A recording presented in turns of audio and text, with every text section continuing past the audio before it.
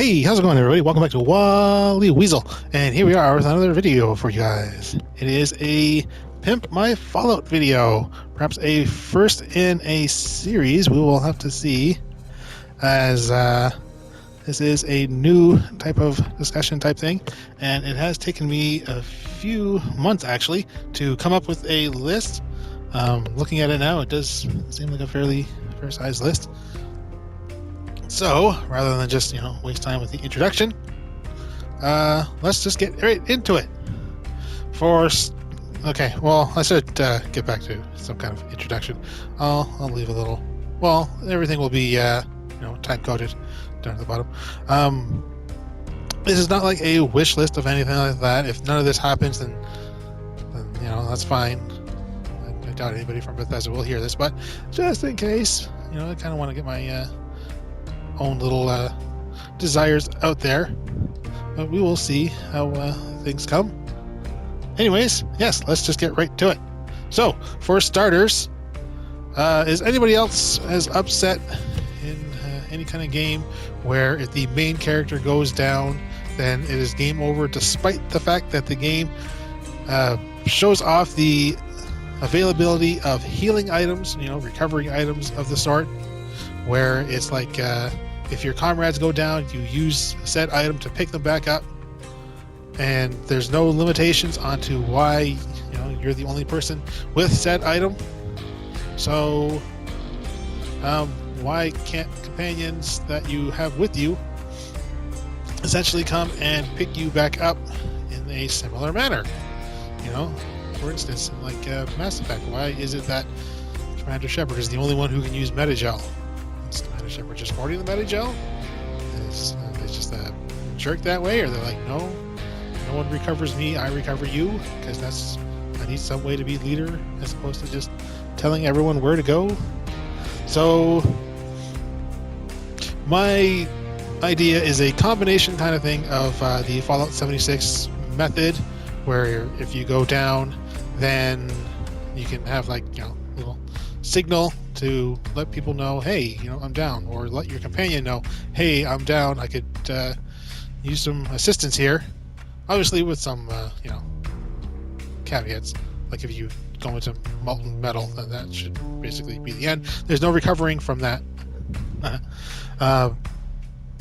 Basically, it's just a way for you to continue the game even if you're down, and your companion will not be invulnerable. Obviously, they can still be taken down at the same time, but just the ability for your companion to revive you in combat or any other kind of scenario. Speaking about companions, an assisted aim type deal through VATS to be able to select your companion during a slowdown time or frozen time. I'm sure it would be a slowdown time, a la Fallout 4, where you can relegate where your companion shoots. So if your companion is in a closer capacity to shoot for the head, then you can tell your companion to do so. I know they don't have the VATS, but Bethesda did kind of screw around with the whole VATS system thing by giving you VATS before you had a Pip-Boy. So anyone who says, oh, well, how can companions have access to this kind of auto-targeting type thing as well? Well, there you go. I mean, you can make it a perk if you want in your charisma list to hide it out and make it something that's available later on, but just having the availability to do that would add some tactics, I believe, where you can send your companion forward and have them get in a quick shot right then and there. So should be interesting.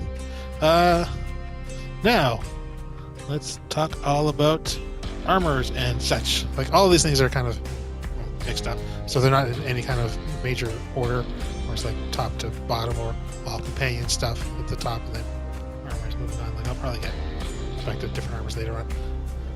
But for starters, area specific power armors. The big example being the excavator power armor from Fallout 76. It makes sense in the lore of the game. It compares well to other suits of power armor in that its main driving force is its carrying capacity. It's not like, heavily armored or anything like that. It's just, I don't know. With all these different power armors coming out in Fallout 76, it's kind of power armor, surplus in a way, to where it's like every single branch of the government has to have a suit of power armor. Why? No, they don't really need their own suit of power armor. Like the Secret Service do not need power armor. Whatever the hell the Hellcats were, not really either. Maybe a power armor paint. But I just think we're through with military, secret government agencies using power armor and stuff like that. It's pretty much the way of FEV now in the game, where if you need something, just explain FEV, and if you need new power armor, just throw in random government agency. I think just focusing on it being area specific would be a little better. Sort of like the Raider power armor, in that it's all mangled and scrapped together and stuff like that. So just stuff like that. Something that I imagine a lot of people have been discussing about in these kind of lists and whatnot is basically a broader armor set. So further armor pieces, like arms, legs, waist, maybe chest, etc. Just kind of mishmash of pieces, which really makes sense in the Fallout landscape.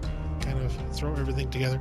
Although it wouldn't surprise me if they went ahead and did the Fallout 76 thing, which was throw outfits over top of armor. Hopefully they'll make it where there would be like a larger outfit set with that you can throw armor on top of if you wanted to. But we'll see.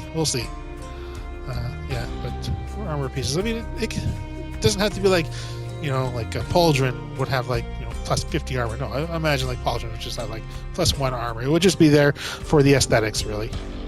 Which just kind of change things up, make everything a little more randomized, which would be fairly interesting, I think, at the very least.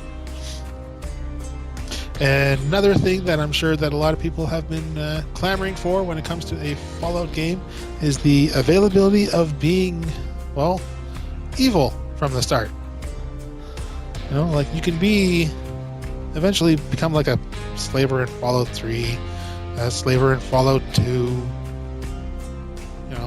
something in Fallout 1. There wasn't really a lot of opportunities to be evil in Fallout 1. There were, but there wasn't really a lot. And then New Vegas, I mean, it depends upon your own morality. Like you could say the Legion is evil and then join them and say, oh, I'm doing an evil playthrough. But then, you have to forget all the good things that the Legion does. And then Fallout 4 doesn't really let you do anything like that until Nuka World DLC comes around. And, one other exception that I've found, and we'll talk about in a future video. But, just being evil from the start would be nice. I know, like, if they want to do, like, another pre-war type thing, although I think we've already kind of seen all that kind of happen, it wouldn't make too much sense. But at the same time, the pre-war thing did, remove the whole full blank slate situation for a character. So, we will see. But yeah, being able to be evil from the start, make some evil opportunity decisions and stuff like that.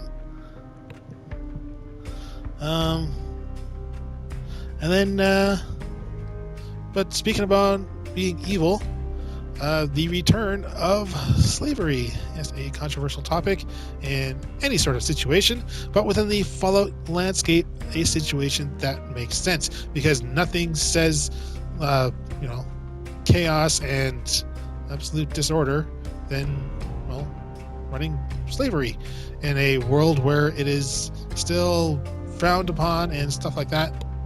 So it would be nice if you could do something like that with your settlement.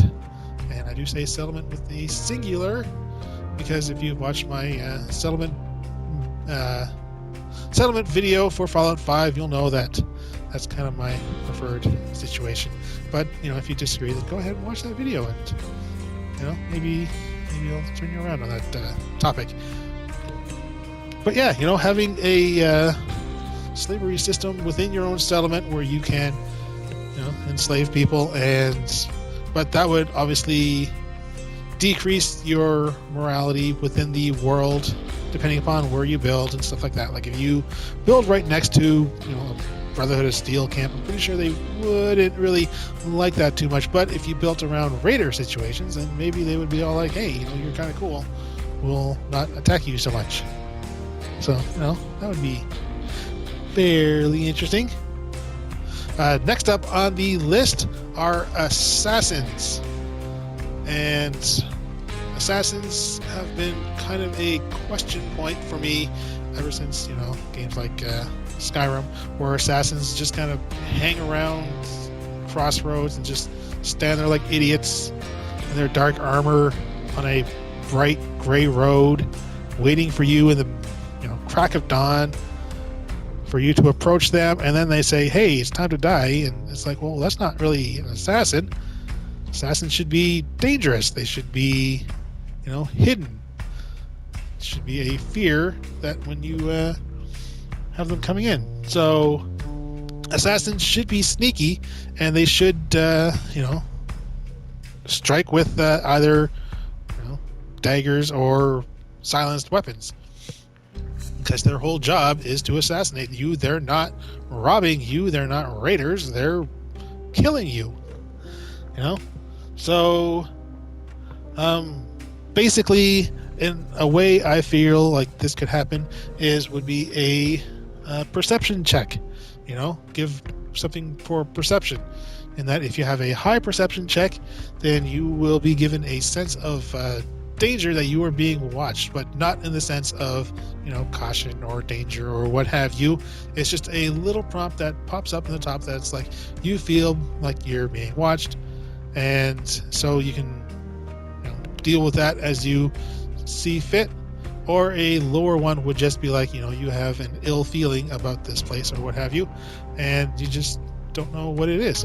Like, is it creature, or where's the assassin? Or maybe the high perception check actually shows you where the assassin is. Maybe they highlight the assassin in the bushes, like a little outline or what have you, glowing outline. And it's like, there's the assassin right there. They're planning on killing you. Maybe you should get the jump on them instead. Just basically assassins acting like damn assassins. You do. If you've done the Black Dark Brotherhood, or if you've done like an assassin build or what have you, you don't run out in front of people and say, hey, I am death. Okay, you got the option to do that, but yeah. And next up is the return of an intelligence build where the journal entries relate to this. So I'm pretty sure like a lot of people remember the whole low intelligence builds of Fallouts of yore, where sometimes they get you things and sometimes not so much. They make you do the long way around. But in addition to this, which I think would be kind of cool, would be the making the inventory, or sorry, not inventory, but the journal reflect this, because the journal is basically what you've written, and if you're a low intelligence character, then why would you be writing in such eloquent manner?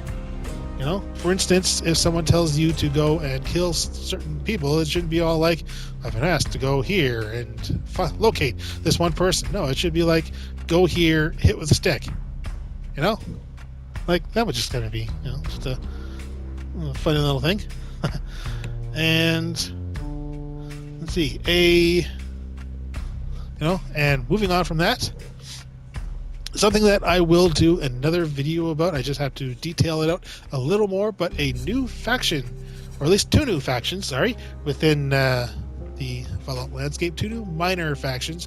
I would say minor in the way that, like how settlements are minor factions. They're not major in the landscape, or they're not major like players in the world. They're just, small fry, because they have no ambitions of taking over the whole landscape of the game map. And for this, it is the Human Hunting Party. And it is, as it sounds, it is a party of individuals who hunt humans. And again, something that I will talk about more in a separate video if I can fully detail it. But basically, it would allow for obviously the sport of hunting humans and having human mounted decorations or stuffed humans or what have you for settlement decorations. And if you're thinking like, oh, that's way too grisly, I mean, have you seen the raider decorations? Have you seen the raider decorations you can build in Fallout 4 with severed heads on spikes? It's really no different. A spike is just a elongated plaque of wood. So something. But yeah, I'll be talking about that hopefully in a future video. Another kind of thing is something I'm surprised I have not seen in any Fallout game, and that is a cult related to the jack-o'-lantern. Because if you remember, Fallout takes place, or at least the bombs dropped in the Fallout world close to Halloween, so there were all these Halloween decorations. So wouldn't someone look at those and be all like, wait, were they worshiping this guy? Were they worshiping pumpkins? Were they worshiping witches and skeletons and what have you? So, nice little Halloween themed faction. As I say, minor factions, just something you find in a singular place where, they basically taken these things as their gods and what have you. And yeah, wouldn't that be interesting? Just kind of stumble across something like that. And let's see, a return of consequences for random events. Basically, it is the Fallout 3 system rather than the Fallout New Vegas system. Whereas if you do something for certain quests, then you see the ramifications through random events, not just being told about them in slides or what have you.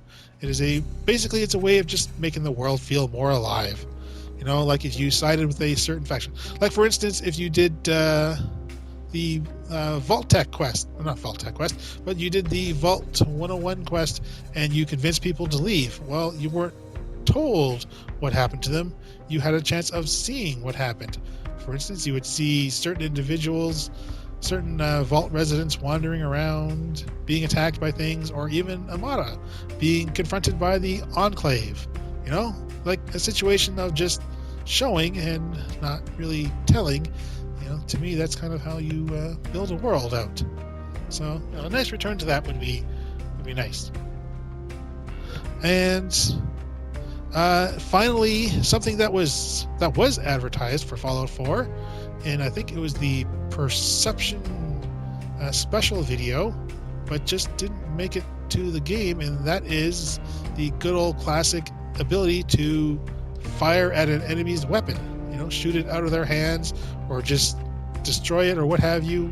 Like, I know that would mean that we'd have to return to weapon condition and armor condition and all that stuff, but given that Fallout 4 I think is the latest game to not have condition, because Fallout 3 and Fallout New Vegas did have armor and weapon condition. I don't think it would be too bad if such a thing were to return, or just have the ability to shoot a weapon out of an opponent's hand. Again, that would be a high perception thing. Let's make perception great again, essentially. And so that kind of thing, the assassin perk would be fairly interesting to fill up perception and all that. And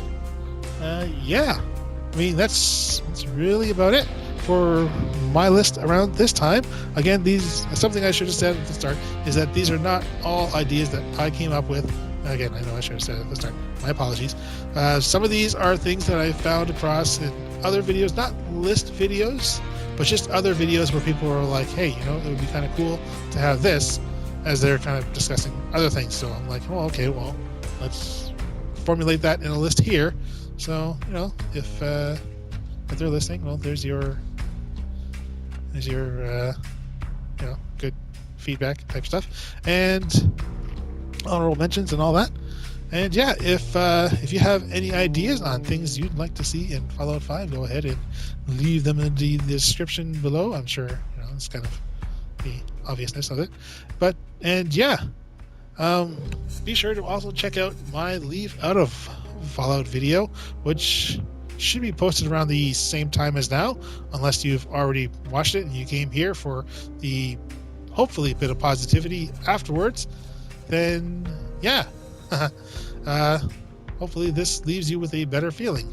And if it doesn't, well, hopefully going from here to there won't be any worse for you.